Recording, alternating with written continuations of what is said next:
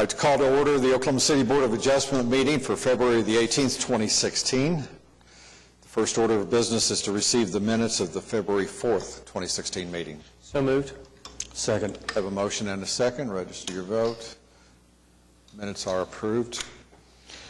Next order of business is continuance request or withdrawal request from staff. I have two today. Number 2, case 14-182, request a continuance to March 3rd. And item 7, case 14-189, also request a continuance to March 3rd.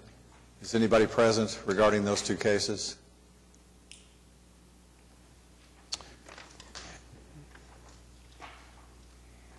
If nobody is present, we'll go ahead and vote. I did, to fully disclose, we will be one board member short at the March 3rd meeting and at the March 17th meeting, but if nobody is present to represent those two applicants, I would entertain a motion.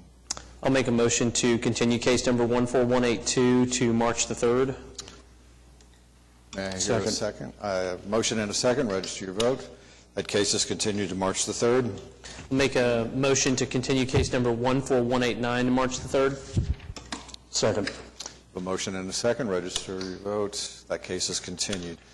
Any continuance or maybe we could ask staff to notify the applicants that will be down a board member if it makes any difference to them. I think as a courtesy we should do that. Any continuance or withdrawal requests from the public? Hearing none, we'll proceed to our first case. Item 1, case 14-162, request of Express Properties for a variance to provide landscaping at the base of a sign at 4810 Northwest 39th Street. Is the applicant present or anybody representing the applicant present?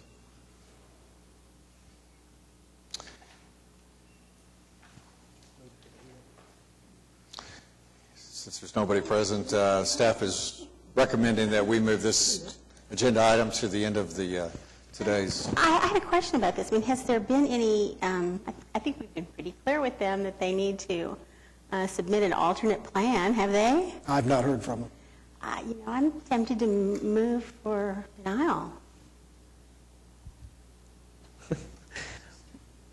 Maybe as a courtesy, we'll move it to the end for today, give them a chance to appear, and then I'm not so sure I don't agree with you, so. Okay. I'll make a motion that we I'll withdraw my continue motion to the end of the docket. Have a motion to move it to the end of today's business. Register your vote. Item number 1 is moved to the end of the docket. Item 3 is application 14-185, request of Rod Baker for a variance of building and stairway encroaching a rear building setback at 4308 North Meridian Avenue. Mr. Chairman, board members, I'm Rod Baker, represent Ryder Financial and request for this variance. This is a variance to the rear building setback with residential area. And we're not sure why, but the building is about 2.5 feet, or 2 feet 2 inches into that setback, plus a fire escape on the back of the building. So we're requesting the minimum amount of variance that would be required to eliminate the hardship. This is a unusual situation, and this has about a 20-foot or more buffer behind this office building where the residential is, and it's a result of an easement that was in there, I guess maybe for an alley or whatever, that was never used. And so there's a lot of buffer, a lot more buffer than typically would be behind this office building. I'll pass these. Is all that's in the setback is the staircase? Is that right? About 2.2 feet of the building. 2.2 feet of the building, which in the buildings existed for? It's been there for 7 years now. Okay.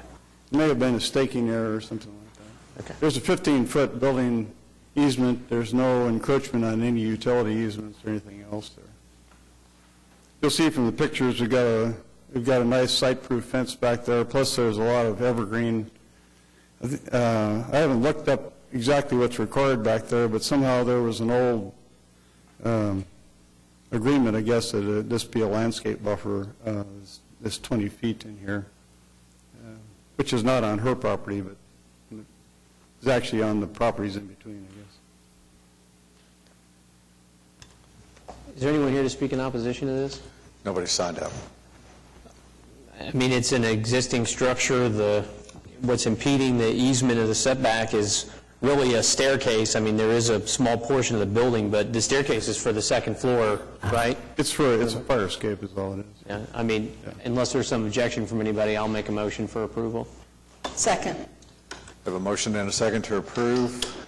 You are approved. Okay, thank you very much. Good luck. Item 4, case 14186, request of Landmark Fine Homes for a variance to the maximum lot coverage located at 10600 Northwest 21st. Good afternoon, David Box, 522 Colcord Drive, here on behalf of the applicant. Also with me is Isaac Christian with Landmark Homes. Our application today is for a variance to the lot coverage. What you're getting passed out is kind of showing why we're here today. Isaac tells me that they've got 10 permits on 10 separate lots. They've already started construction, and what they found was the product that they're building here conformed on all the exterior lots. What you see highlighted in yellow is an excessively large utility easement. So that lot is therefore excessively large. So they were moving along with no issues. Then that size of that easement created these smaller interior lots, which exceeded the lot coverage. So what we're seeking to do today is to allow us to continue on the process. We have filed a PUD with staff that will go before the Planning Commission, I believe, in March to address this. This is the same product that Landmark is building throughout the city. It's a patio home type duplex, and they've had quite success with it. Most of them have been in PUDs, and that's why this didn't trip, that it was a problem. But we will seek to correct that problem through the zoning process, which we don't anticipate any problems in that. Staff has identified no unfavorables, and we would ask for your approval. You said you filed a PUD? Yes, sir. That'll cover the entirety. So let me ask you this. If we go ahead and approve your variance today, then you're going to utilize that in front of the zoning commission on the PUD, right? No, what would happen is this will just serve as kind of a bridge to get us there. The PUD, our variance today only covers Phase 1, but we filed the PUD to include all of Phase 1, 2, and 3. But I think the reason, and I had the same questions, is this is more expeditious in terms of allowing to go ahead and proceed without waiting for the PUD. Because permits have already been issued, and then I believe the city found out that maybe they had a problem, so they've already got construction underway significantly on Phase 1. So you were underway, and the permits were all in place when you found out that the lot coverage variance was required. That's correct. And you had the PUD was, I guess, in process, but it takes time for that It's a much to longer occur. process. Okay. But your PUD application deals with this, and in your application that's going to be considered includes this request That's as well. correct. Is that correct? That's correct. So if you were to wait to the March meeting, that whole thing could be handled as a PUD, right? Except that it takes an extra 6 to 8 weeks to get to city council. Okay. And because, like I said, because they've already started construction, I it's a see. significant So hardship on them. you have that delay of 8 weeks or 10 weeks or Correct. whatever. I think what they want is, this request before us only deals with Phase 1, and it's because construction has started, permits have been peeled, and this area highlighted in yellow, it was identified, and it affects the maximum coverage and Right, and it is a necessitates sign the of need for the variance. good faith. Instead of coming in, and we visit with staff about our options, instead of coming in with a variance to just cover the entirety of this project, what JJ suggested was we come in with a PUD that will take care of it for everything, but this will allow the hardship to be relieved so they can continue on construction. Is there something we should know about why there is this huge utility easement there? No, I don't think there's anything like unusual. I just think for whatever reason, maybe it's part of the right-of-way, but it created a scenario where what they thought was the lot's actually much bigger because it includes that easement. But I don't think it's anything unusual.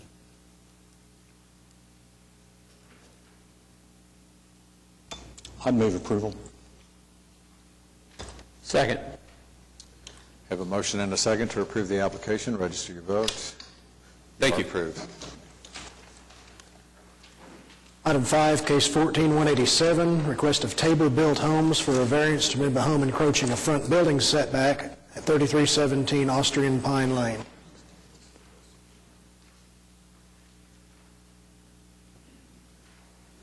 Is the applicant present?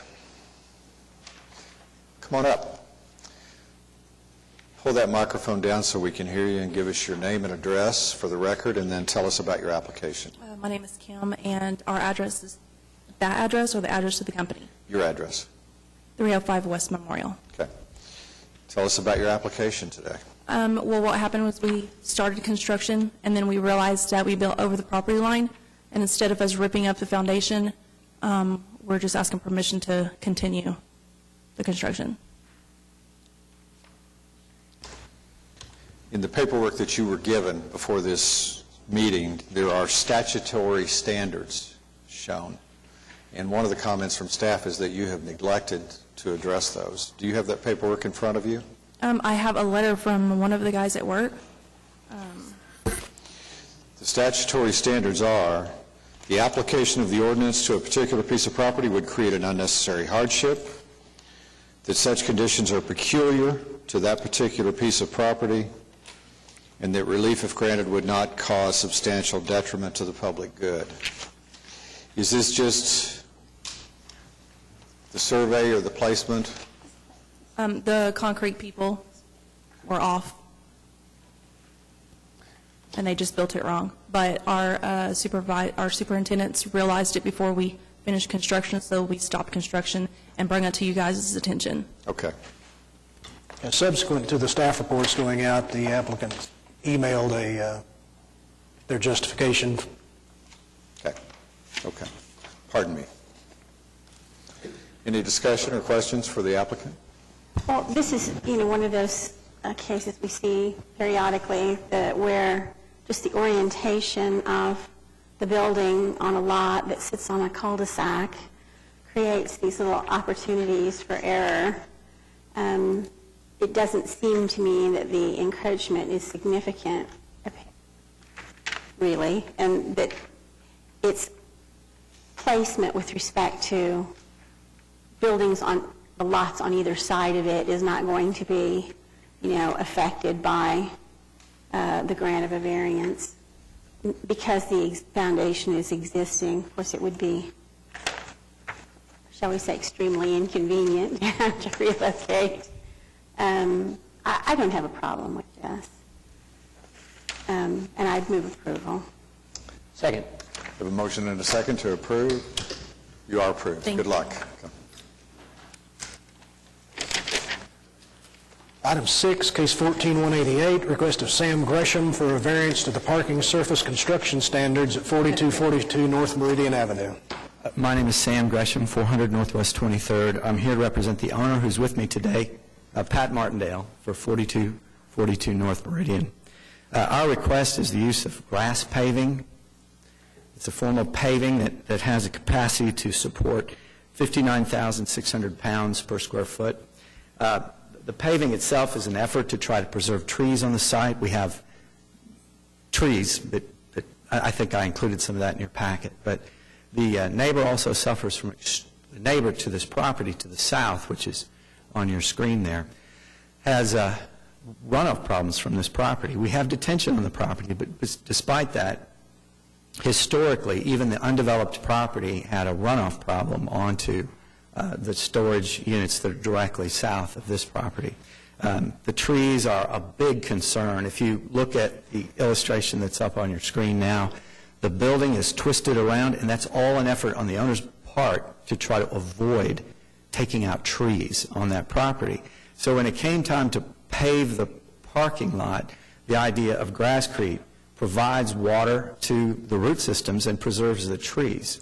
And that's only in the drive lanes and not in the parking stalls themselves. I've had correspondence with Fire Marshal Mike Wilson and Captain Crisp, who did the inspection. I tried to get him to drive a fire truck over there and said, just drive around on it. And he said, no, it's whatever you guys want to do is fine. So I went to Mike Wilson, and he said, well, I have an engineering report here on the product, This is not just gravel. It's 12 inches of gravel with a plastic cup base that spreads out. Apparently the load it exceeds the capacity, the compressive strength of 4 inches of concrete. It has the ability to carry a fire truck, a concrete truck. The owner had a moving truck drive on it.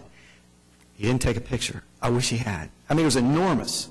And it shows no signs, no evidence of any kind of wheel tracks. So it is advertised as the promotional material as showing this fire truck being washed on top of this Grasscrete, this product. Because it's porous, the water goes down, but it doesn't impair its ability to support tremendous loads. So, I mean, the owner is a thorough and very intellectual guy, but he loves trees. So our purpose here is to protect those root systems. I was speaking with staff about this application just before we came in. And thank you, by the way, for providing us with this. I don't think there's any question in my mind, certainly, that this is a good idea, that this is a good product.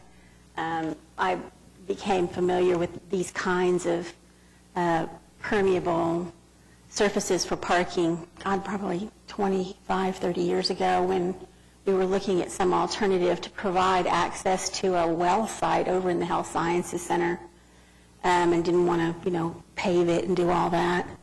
But the question here, I think, for us really is whether, variances are the right way to do this. What we were visiting about is, I know that this is a subject that has come up from time to time, and we've kind of given staff some direction that we'd like to see maybe some suggestions about changes to would they be subdivision regs? I don't know what we would be talking about. Zoning code to permit these kinds of impervious or pervious surfaces for parking. I have a question in my mind about whether variances are quite the right way to do this, but I will say in this particular case, because we're dealing with an application where there is a specific citation for the existing runoff issues for the property, and also I would say hardship that would be created by the destruction of these trees if, the surface were paved. I can support this application, and if there's not anybody who's asked to be heard on it, or if none of the other board members have anything they want to say, I'll move for approval. I'll second it. I do want to make one comment, which is to your point, some of the things that we've confronted have been primarily gravel-related, pure gravel-related issues. And to me, that's a bigger problem because where there's a lot of industrial users who gravel is a desirable product for a whole bunch of reasons. The issue we've run into is when it abuts a non-industrial use, you've got dust, and you've got some of those other factors, which I think were big parts of our discussion as to why we were uncomfortable with those. I don't think those issues exist here, and I do think, like you, that what makes it a little bit unique is the runoff situation they've got that they can't correct to the site to the south. So I can support that. I'll second your motion. We have a motion and a second to approve the application. Register your vote. Thank you very much. You're approved. We have come to the end of our agenda, and so it is time to revisit agenda item number 1 that we moved to the end of the agenda. I'll be persuaded by the board members if there's anybody who wants to actually continue this until the next hearing, but if not, I would be more inclined to deny it. So. Well, go ahead. I just from my standpoint, I just think it's a courteous thing to do to pass it, and if they don't show up again, then we can deny it. But I just think, as servants of the city, it's just a courteous thing to do. I'll make sure and contact the applicant. Yeah, we've had issues in the past where people, I've seen some where, they've not appeared for 3 or 4 times in a row. I specifically remember this applicant appearing before. I also, like Janice, recall that we kind of wanted a plan. This is a different type of site, but we wanted to see what they might be able to provide us to help substantiate what's peculiar here, and if they can accommodate it. Because again, in the past, we've had cases where there have been things presented about the base of the sign, and we've said, great, move it to within 100 feet or 50 feet or whatever they can do. And I think they need an opportunity to present that. But at the same time, I agree with Kevin, but if this was that important to you, you'd be here. So I'll second the motion to continue to the March 3rd meeting, but hopefully this is the last time we'll have to kick the can. May I make a recommendation? We are not a full board on March 3rd, and we are not a full board on March the 17th. The next meeting that I believe that will be a full board will be April the 7th, and so I might recommend that we go ahead and recommend that we continue it to April the 7th and give the applicant the opportunity to present before a full board. Okay. Friendly amendment accepted. Have a motion. Do I have a second? Second. We have a motion to move case number, well, I can't make the motion. Okay, I'm sorry. We have a motion and a second. Yeah, we've got a motion to continue case number 14162 to April the 7th. Is that right? Correct. Okay. Register your vote. They are continued to April the 7th. If there be no further business, I would entertain a motion to adjourn. So moved. Register your vote. We are adjourned.